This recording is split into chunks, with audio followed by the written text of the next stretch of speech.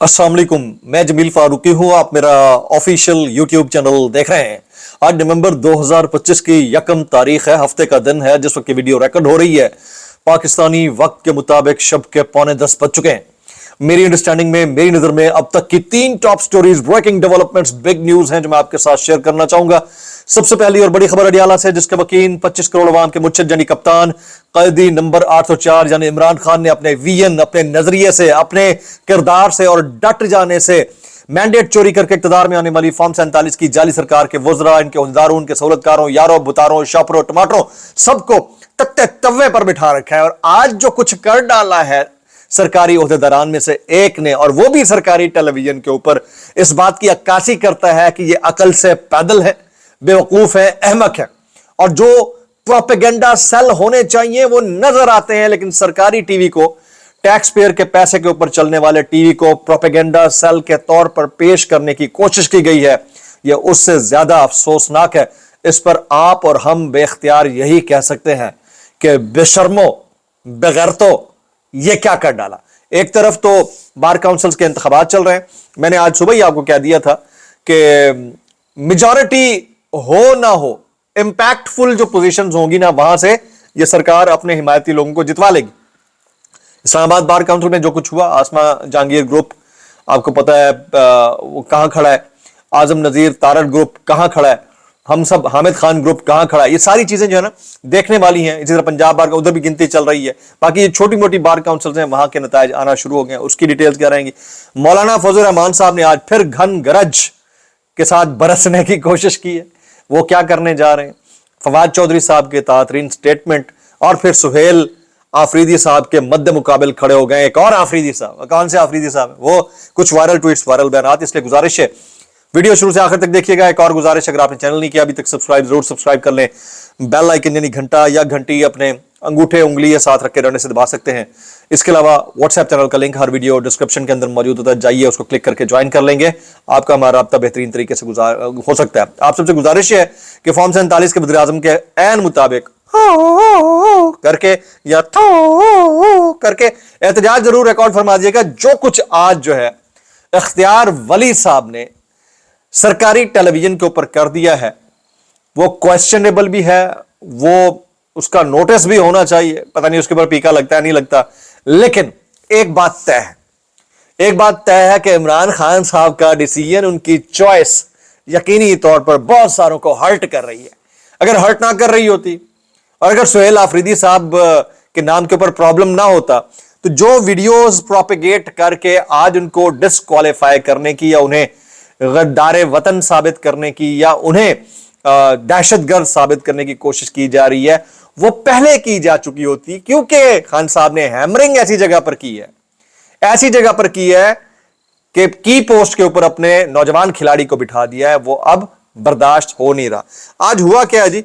आज हुआ यह है कि एक पुरानी वीडियो चला दी गई है मुबैना तौर के ऊपर। कुछ लोग क्लेम कर रहे हैं कि ये 2023 की वीडियो है, लेकिन इसको 9 मई से जोड़ा गया है। लोग क्लेम कर रहे हैं, मैंने अभी इसको वेरीफाई नहीं किया, जो मेरे सामने आया सोशल मीडिया से वो आपके साथ शेयर करने लगा हूं। बड़ा इंपॉर्टेंट है। सुहेल आफरीदी को काबू करने के लिए मुकदमात का सिलसिला शुरू हो गया जी। इख्तियार वली की बंद कमरे में प्रेस कॉन्फ्रेंस, रियासती इदारों पर मुबैना हमले की वीडियो चलाकर नाअहली की पेशगोई। अच्छा, अब 9 मई का इससे ताल्लुक जोड़ने की कोशिश की गई है, जबकि कुछ दोस्त ये क्लेम करते हैं, जैसे अहमद वड़ाइच है, वो कहते हैं कि नून लीग के रहनुमा इख्तियार वली खान की गलत बयानी 16 मार्च 2023 को अपलोड होने वाली वीडियो को 9 मई का कहकर चला दिया। अब अगर ये 16 मार्च 2023 की है तो इसको क्यों जोड़ा गया ऐसे इवेंट से? ये सोचने वाली बात है। क्या इसको वेरीफाई करने की कोशिश की गई थी? अगर आपके पास एविडेंस मौजूद है और ये बैकफायर करता है, ऑलरेडी बहुत सारी चीजें कर चुकी हैं, तो आप किसको मुंह दिखाने के काबिल रहेंगे? फिर इख्तियार वली क्या कहते हैं? वो कहते हैं क्या रियासत पर चढ़ दौड़ना इश्क इमरान है? मुझे एक बात बताएं, वो तो बात की बात है, वो बाकी एलिगेशंस बात की हैं। एक बात बता दें, दुनिया का कौन सा ऐसा शख्स है जो किसी ऐसे शख्स के लिए आंसू बहाकर गर्दन कटा दे कि हमें इससे प्यार है? कौन से ऐसे लोग हैं? आज आप जस्टिफाई करते हैं ना कि हम सबके कलेक्टिव जमातों के वोट मिलकर उनसे ज्यादा हैं। और भाई छोड़ दो, खुदा का वास्ता।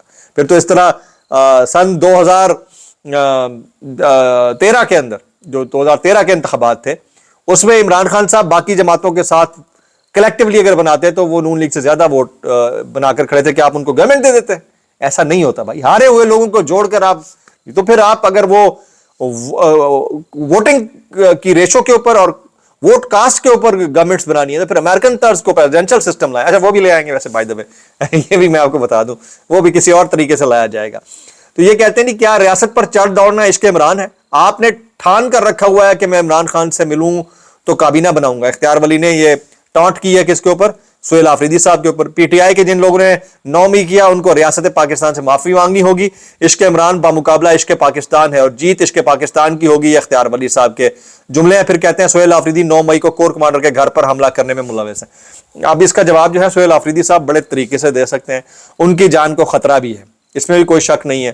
انہیں بہت ساری چیزوں کو ہیڈ آن بھی لے لیا ہے, اس میں بھی کوئی شک نہیں ہے. اور ساتھ میں یہ بھی میں آپ کو بتاؤں کہ سہیل آفریدی صاحب کو میں نے پہلے دن آتے ہی جب وہ جس وقت وہ نومینیٹ ہوئے مشورہ دیا تھا کہ آپ کو پھونک پھونک پر چلنا ہوگا کیونکہ آپ کے لیے چیلنجز کوئی اتنے کم نہیں ہوں گے, چیلنجز بڑھتے جائیں گے. لیکن ایک بات ہے, وہ یہ ثابت ضرور کر چکے ہیں کہ وہ علی امین گنڈاپور سے زیادہ ایکٹیو اور خان صاحب کے زیادہ ٹرسٹڈ لائل کارکن ہے, جس کی وجہ سے ان کو چنا بھی گیا. اب دیکھتے ہیں کہ آنے والے جو چیلنجز ہیں اس کو کس طرح سے سہیل آفریدی صاحب ٹیکل کرتے ہیں. 1 word for Sohail Afridi comments میں, میکسیمم ورڈ سہیل آفریدی کے لیے, جس کے خلاف سسٹم اس طرح سے کھڑا ہو گیا ہے, یعنی سرکار اس طرح سے کھڑی ہو گئی ہے کہ سرکاری ٹیلی ویژن جیسے ذرائع کا بے دریغ استعمال کیا جا رہا ہے. اور اگر غلط ویڈیو چلی ہے تو اس کے اوپر پی ٹی آئی کیا پرومپٹ جواب دے گی یا اس کے اوپر کوئی کیس کرے گی, آنے والے چند دنوں میں ہم دیکھیں گے. اچھا, نتائج آنا شروع ہو گئے. سب سے پہلا اور امپورٹنٹ نتیجہ جو ہے نا وہ اسلام آباد بار کاؤنسل کا ہے. حامد خان گروپ کو بار کاؤنسل الیکشن میں وائٹ واش کا سامنا ہوا ہے جی.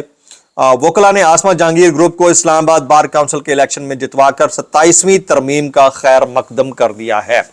یہ باقی جگہوں کے اوپر بھی کچھ ایسا ہوا, لیکن جو چھوٹی بارز ہیں نا, چھوٹے چھوٹے جو علاقوں کی بارز ہیں, وہاں پر آئی ایل ایف کے لوگ جیت رہے ہیں. اب دیکھیں مین اگر میدان کلین سویپ وہ کر جاتے ہیں جو کہ 27ویں ترمیم کا راستہ ہموار کرے گا, تو چھوٹی بار سے کسی کو کیا فرق پڑتا ہے. تو یہ مطلب سمجھنے کی ضرورت ہے, اس کو کہتے ہیں بیلنسنگ دا ایکویشن فیکٹر, تو ذرا سمجھنے کی ضرورت ہے. چشتیاں بار سے آئی ایل ایف کے نامزد امیدوار چودھری عمران حسین چٹھا 220 ووٹ لے کر جیت گئے ہیں جی. اسی طرح اسلام آباد بار کونسل کے لیے تحریک انصاف کے نامزد امیدوار حفیظ اللہ یعقوب جیت گئے. ڈسٹرکٹ ٹانک جنوبی وزیرستان کے دونوں بارز میں انصاف لائرز فورم کے پورے پینل کامیاب. اچھا, اس کے علاوہ لاہور بار کونسل کے انتخابات میں ووٹوں کی گنتی کا عمل اس وقت بھی جاری ہے. As of now as we speak, جب یہ ریکارڈ ہو رہی ہے ویڈیو, ابھی تک عمل جاری ہے, لیکن ہو سکتا ہے تھوڑی دیر بعد اس کا بھی کوئی نتیجہ نکلا ہے. میاں والی سے پنجاب بار کونسل میں پی ٹی آئی کے امیدوار کی جیت جی. اسلام آباد بار کونسل کا الیکشن راجہ علیم عباسی اور ان کے گروپ نے جیت لیا ہے. 5 سیٹوں میں سے 3 میں کامیابی حاصل کر لیا. علیم عباسی اسلام آباد میں اعظم نذیر تارڑ اور احسن بھون گروپ کی قیادت کر رہا ہے. تو یہ اب آپ کو سمجھنے کی ضرورت ہے کہ گیم کہاں چل رہی ہے. راجہ علیم عباسی, عبد الرحمان باجوہ, ظفر کھوکھر, حفیظ اللہ یعقوب ممبر اسلام آباد بار کونسل بن گئے ہیں, اور 5ویں سیٹ کے لیے آصف عرفان اور اشرف کے درمیان مقابلہ جاری ہے. اسلام آباد بار کونسل کے آج ہونے والے الیکشن میں ابتدائی نتائج کے مطابق, وہ اب سارا میں آپ کو بتا چکا ہوں کہ کیا ہوا. تو یہ بار کونسل کے نتائج ہیں. پھر میں وہی بات کروں گا, جو مین سیٹ ہے وہ میٹر کرتی ہے, جیسے پرائم منسٹر کی سیٹ ہے سب کو پتا ہے. تو اگر 2-3 ایم پی ایز یا 8-10 M P As P T I کو بھی دے دیے تو اس سے کوئی فرق نہیں پڑتا. تو آپ سمجھیں ذرا. اچھا جی, سہیل آفریدی صاحب نے اپنی جو کابینہ ہے ان کے قلمدان ان کو سونپ دیے ہیں. مینا خان آفریدی کو صوبائی وزیر برائے بلدیات اور الیکشن اور دیہی ترقی بنا دیا گیا. مینا خان آفریدی کو. ارشد ایوب خان کو وزیر برائے ابتدائی و ثانوی تعلیم بنا دیا گیا. فضل شکور خان وزیر پبلک ہیلتھ انجینئرنگ بنا دیے گئے. ڈاکٹر امجدی کو وزیر برائے ہاؤسنگ بنایا گیا. آفتاب عالم خان کو وزیر قانون پارلیمانی امور اور انسانی حقوق بنا دیا گیا. سید فخر جہان وزیر برائے ایکسائز ٹیکسیشن اور نارکوٹکس کنٹرول. جناب ریاض خان وزیر آبپاشی. خلیق الرحمان وزیر صحت. عاقب اللہ خان, یہ اسد کیسف صاحب کے بھائی ہیں, انہیں وزیر برائے ریلیف بحالی اور آبادکاری بنا دیا گیا. جناب فیصل خان ترکئی کو وزیر برائے محنت, اور مزمل اسلم کو مشیر خزانہ. تاج محمد رند کو مشیر کھیل, اور شفیع جان معاون خصوصی برائے اطلاعات بنا دیے گئے، بیرسٹر سیاف صاحب کا بھی پتہ کاٹ دیا گیا ہے۔ تو یہ آج کی ڈیٹیلز آ رہی ہیں کچھ۔ اچھا، بھیرا سے تاترین آ رہی ہے، بھیرا سے ILF کے نامزد امیدوار ہے سجاد حیدر گوندل، وہ فتح یاب ہوئے ہیں۔ چنیوٹ سے تحریک انصاف کے امیدوار ملک غلام عباس نسوانہ کامیاب ہوئے۔ کچھ وائرل بیانات اس ڈسکلیمر کے ساتھ، اگر آپ کو میری بات بھی لگتی ہے تو معذرت، زیادہ لگتی ہے انتہائی معذرت، اور زیادہ لگتی ہے سانو کی کیسے کر لیتے ہو یار۔ مولانا فضل الرحمان صاحب کہتے ہیں جو مولوی صاحب سرکار کے ملازم نہیں اسے کیوں 25,000 دے رہے ہو سوائے ضمیر خریدنے کے، تمہارا کوئی دھندا نہیں ہے۔ یہ پتہ نہیں کس کو ٹارگٹ کر رہے ہیں بھائی۔ اچھا، اسی طرح سے شاہد آفریدی صاحب کو دوسرے آفریدی صاحب کے اگینسٹ اکھاڑ دیا گیا ہے۔ جناب عمران ریاض خان کہتے ہیں سہیل آفریدی اسٹیبلشمنٹ کو بھاری پڑنا شروع ہو گئے، عمران خان نے اپنا آفریدی میدان میں اتارا تو اسٹیبلشمنٹ نے اپنا آفریدی بھی میدان میں اتار دیا۔ سمجھیں بات کو۔ اب کہانی جو ہے نا وہ مختلف انداز سے مختلف ہوتی جا رہی ہے۔ کدھر ہیں قاسم علی شاہ صاحب، کدھر ہیں جی اقرار الحسن صاحب، باقی لوگ اس کے اوپر بھی بات کریں نا ذرا کھل کے۔ دعا میں یاد رکھیے گا۔ السلام علیکم ورحمۃ اللہ وبرکاتہ۔